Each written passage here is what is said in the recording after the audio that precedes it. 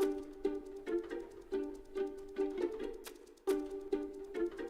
and good morning. My name is Jana Poljerin. I'm a German and I'm part of a multinational team responsible for the political report you can find outside.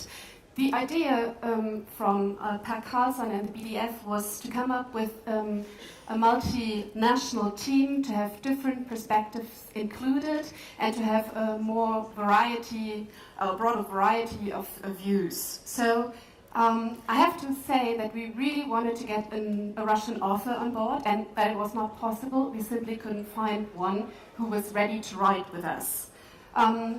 Nevertheless, I think it was a great endeavor we did, and I want to thank Per Carlsson and the BDF for giving us, as young researchers, the opportunity to do this. Interestingly, all four of us, although we had different backgrounds, we very much agreed on our general assumptions and on our overall assessment of the situation. So our views were very much overlapping, and that might not be representative for our various governments, but I think it's nevertheless quite telling. So the report is, I think, very outspoken, very opinionated and very clear, especially on Russia, and we don't use a lot of diplomatic language in here. We think that our assumptions are not very optimistic, but they are, unfortunately, very realistic.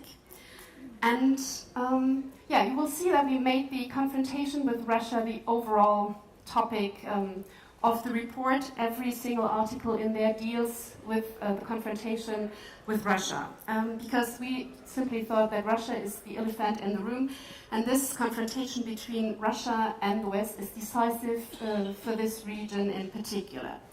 So we thought that we needed kind of an opening piece to paint the bigger picture of Russia and the West and the kind of confrontation we are facing before we come to what we call islands of cooperation, specific topics. We talk about civil societies, about energy cooperation and the Arctic in particular, because we thought that every single island of cooperation, even in areas where it's in our mutual interest, that every island of cooperation is affected by the overall conflict.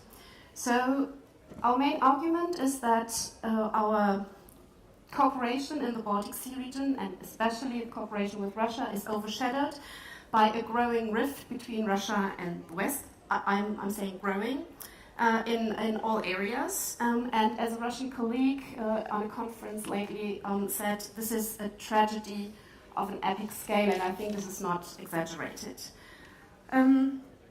This conflict has changed the entire face of the region, and it's as if you look through a magnifying lens and all the challenges concentrate here. Our main point is that there is no back to business with Russia, other than, I don't know, in 2014, at least in my country, Germany, a lot of people were hoping that this was just a period that would pass and then we could go back to where we have been before. We don't think that this is possible, and we don't think that for one specific reason, and that is because Russia does no longer want this business as usual. Russia no longer accepts it, this as usual, as a Russian normal, and is kind of has broken with the fundamental principles of the European security architecture. Russia always argues the West broke the principles first, or this whole principles are just a construct of the West and Russia was not included in the first place. But however, what we hear from Russia these days is we're not interested in your security architecture, your European order anymore.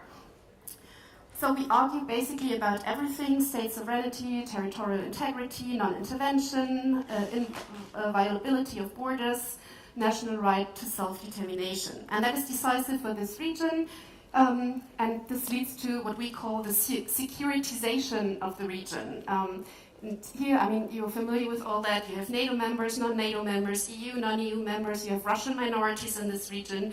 The region is highly exposed to propaganda. We see a large military buildup on the Russian side, especially, for example, in the Arctic, as is shown in the report. It's very difficult for us to cope with this situation because as Europe, we are not ready for conflict. We are just, I think we only can do partnerships. EU is very good in doing partnerships with basically everybody, but we are not good in dealing with adversaries. So, as my foreign minister always says, there is a desire to overcome this speechlessness and to come together again, to talk and to find common ground. And we in our report say we understand this desire, and yes, it's necessary to talk with Russia, but we need strategic patience because we cannot have inclusive security.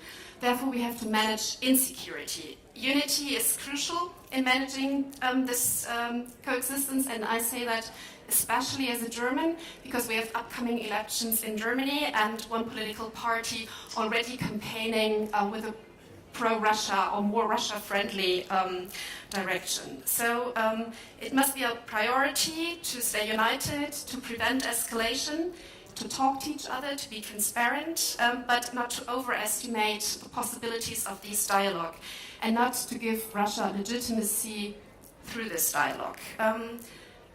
I want to end with just a simple saying, it takes two to tango, and if one or both sides are not ready, cannot or will not move, then we won't see progress, and we have to live with this situation.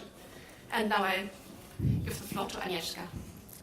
Thank you. So maybe the solution is to think a little bit different about Russia, because Russia is not just Putin, it's also, and maybe first of all, the Russian society.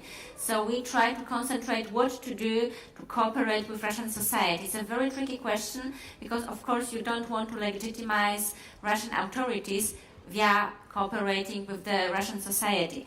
First of all, starting cooperation, continuing cooperation in today's situation, you need to understand we shouldn't think in our Western values and Western point of views. We should understand Russia, Russian authorities, Russian society think in a different way than we are. When we say A and we know that's the B at the end, it doesn't have to be like that in Russia, so we have to get out of the box and think differently while talking to Russian and Russian society.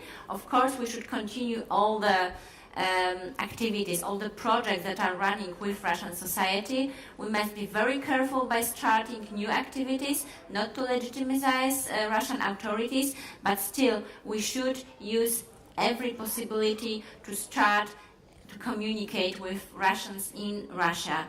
Then, of course, when we talk about communication, we can ask, okay, so what about visa liberalization? We discussed it in our team, and we came to the conclusion, of course, visas, it means Russian people coming to our countries, it's an important tool, but let's think if all the Russians just running around the shopping malls in Berlin and Paris really can democratize their society in Russia, if they really are willing to do a reform in Russia, yes or no?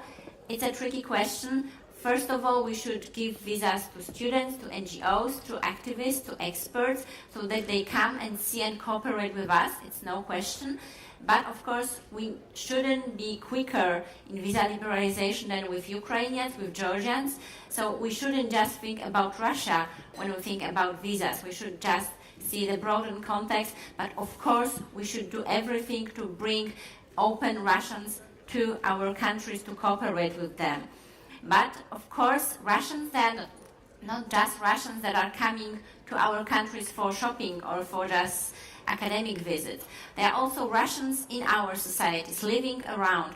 I'm not just talking about the Russian minority in the Baltic states. Just think about Russians living in Germany, in Poland, here in Scandinavia. There are also Russians who are integrated, who know Russia very well, so maybe that's the tool how we can communicate with Russians there in their country. Maybe we should use the power of Russians living in our countries. We should integrate with them, we should be open, what they think, how they can explain Russia to us and us to Russians in the country.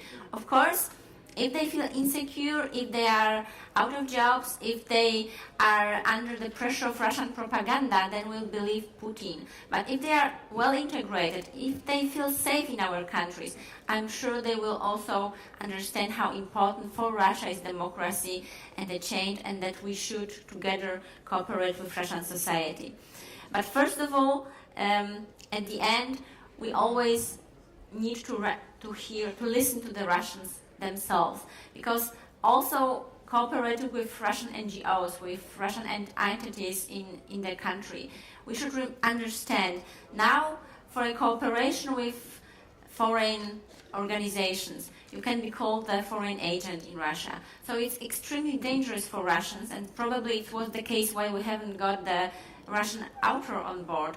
It's very, very dangerous for them to cooperate with us. So first of all, we should listen to them. We should ask how we can help. Not that we are coming with ready tools, with ready ideas, and we know better. We should be very well prepared, but we should be open what they really need. The Russians should tell us what is needed in Russia and how we can support the change in Russia itself. So please be open for the Russian society. That's the tool how we can still use one of these islands of cooperation, cooperating with the Russian civil society.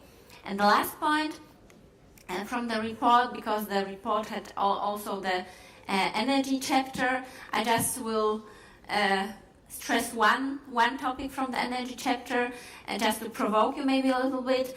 Of course, you know I will talk about Nord Stream 2. I'm from Poland, so you may imagine that's a very, very hot issue and hot potato in our country. The author and the whole team claims and wanted to stress that that's not the project that we should support. That's not just an economic project. That's a very political one. So when Russia claims it's just about economy and it will be better for the European economy if we cooperate, it's not the case. It's against the European energy strategy. There's no added value for the European energy market. In a political sense, we shouldn't support this project. And when we're talking about cooperation with Russia, of course we should be open. That's a very big energy player, but still not supporting such projects. I hope during the discussion we can then elaborate on that. And that's one of the arguments why I said that our governments might not necessarily agree with our views. Thank you both very much. Thank you.